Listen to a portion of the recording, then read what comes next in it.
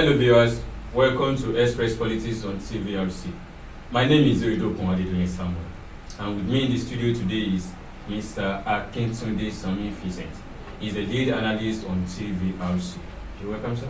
Thank you. And the topic before us today is the role of state in curbing insecurity in Nigeria. As we all know, the state by which the security level in Nigeria is right now, and we know what is going on around the world, even Nigeria in particularly. So we want to tackle some of the reasons why this insecurity malice still continue. I want to see the state and the roles by which state can play in curbing insecurity in Nigeria. You're welcome once again, sir. Thank you. Yeah. What is the state of the nation as regard insecurity in Nigeria? Well, so far so good. I mean, it's so good to be in the studio today. But recently, the incessant killings, the emergence of Boko Haram in the northeast, and the infestation of terrorists around the Abuja metropolis, in Kaduna, in part of Taraba and the northern part of Kogi, infestation of terrorists around that environment, and the threats, and as regards the recent one, Abuja, the Abuja threats that warrants the imposition of the commencement of the impeachment of the incumbent president. So at the moment, the state of insecurity is the threat is so high to the extent that one could only but not worried. Okay, thank you very much. So do you think there should be a devolution of power from federal government level? Well, in my opinion, I think the fiscal federalism that we are running is not really, the sustainability is not guaranteed. Wow. And so far so good.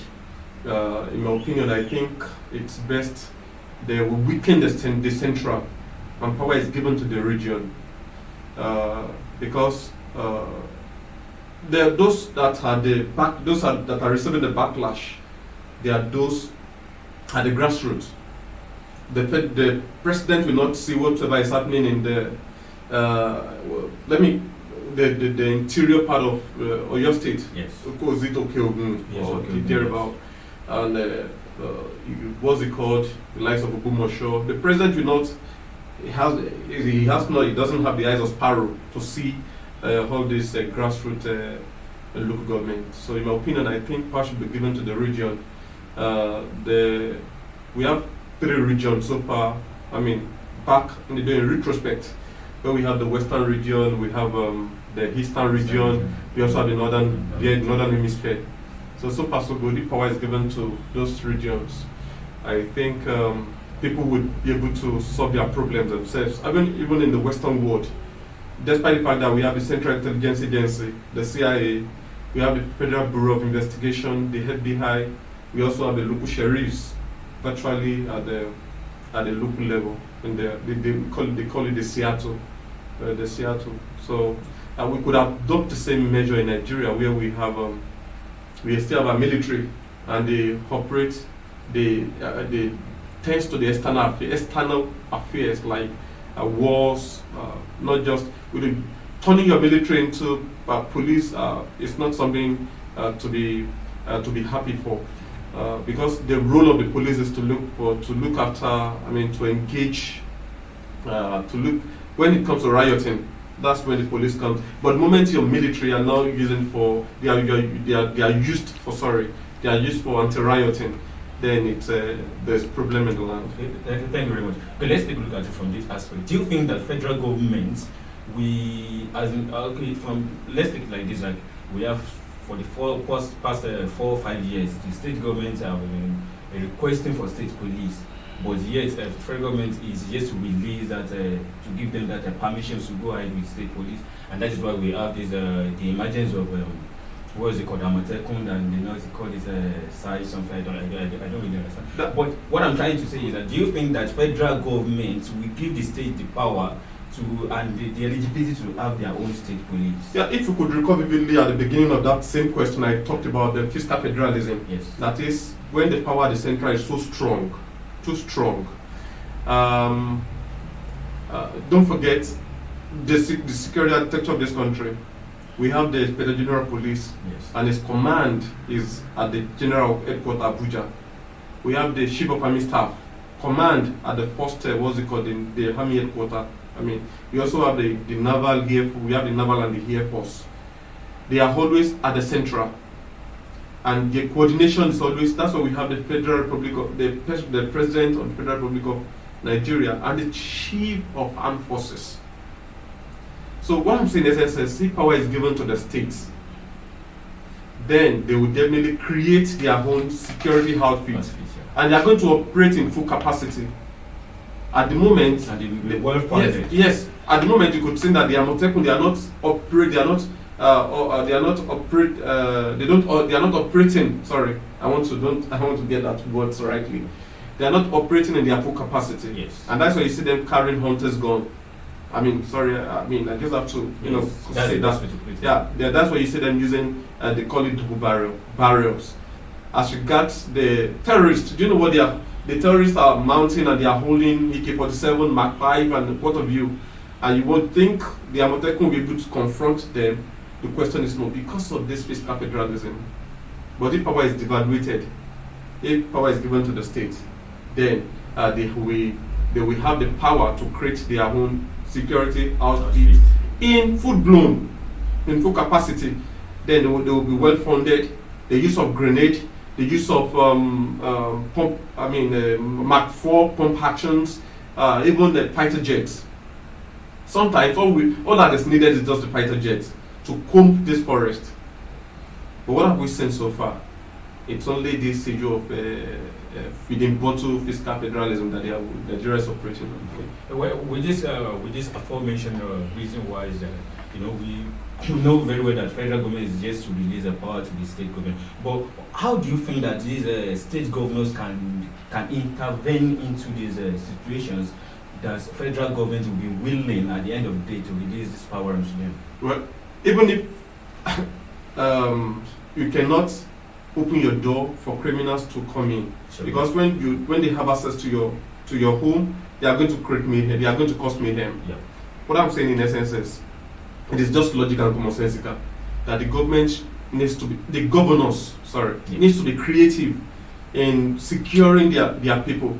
Look at what happened during the Owo massacre. Who were those at the backlash? I saw the governor of Ondo State try, shedding tears. Is that the president that was shedding tears?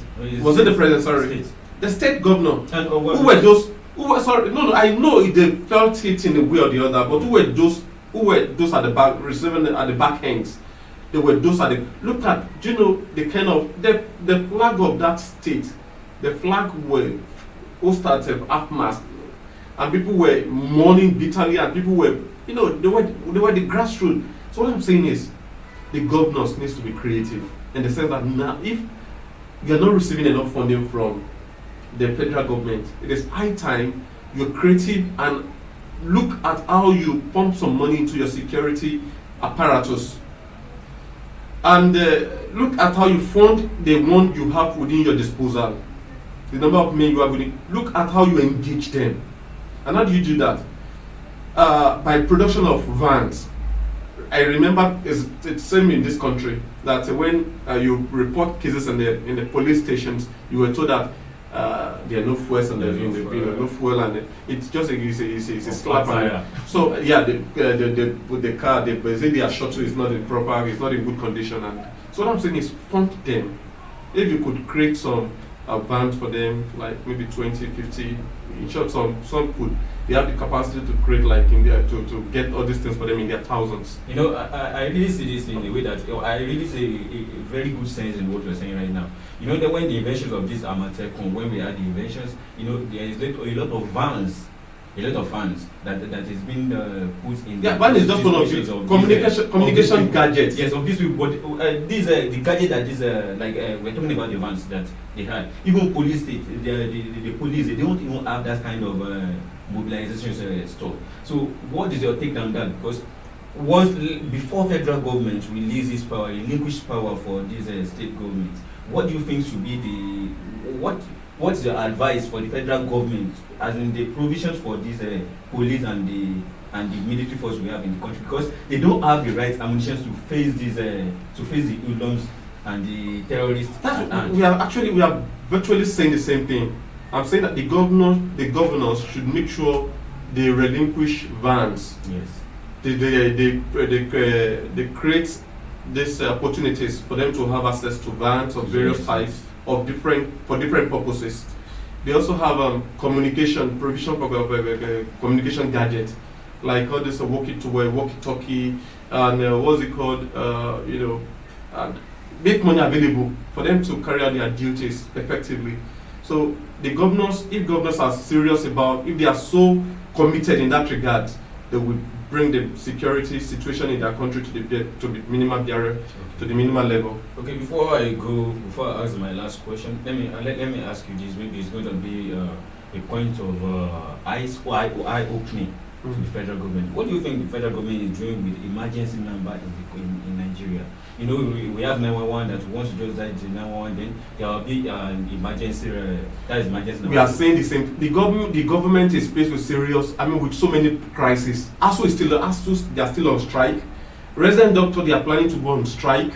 The 911 or not 911, everybody should. That's why, look at what happened recently at Ogbomoso. The lady that was killed, was it 2 or 3 days ago? Only the family they are the one mourning and.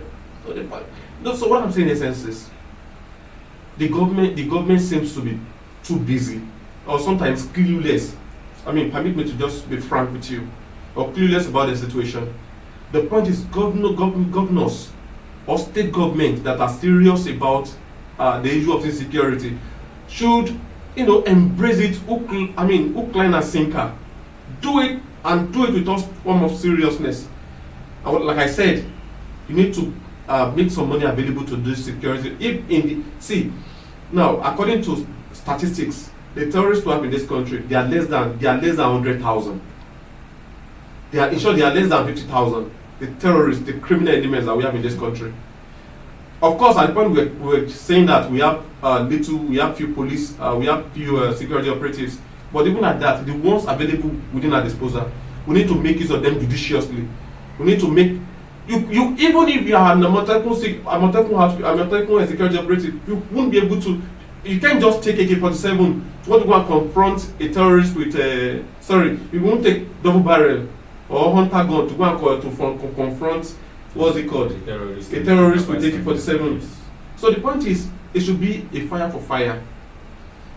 If terrorists are carrying AK-47, make sure you equip your own security operatives with something better, so that they will be able to salvage the situation. Okay, thank you very much, Mr. Kingston. And I believe that the federal government and the military at large are not out of the solutions to all these problems we are facing in the country. Thank you very much once again. I know if we request for your presence some other times, you will be available, sir. Mm-hmm. And here is where we draw the curtain for today on Express Politics on TVRC. My name is Oyedo Konsame once again. See you next time. Stay tuned to TVRC. Bye.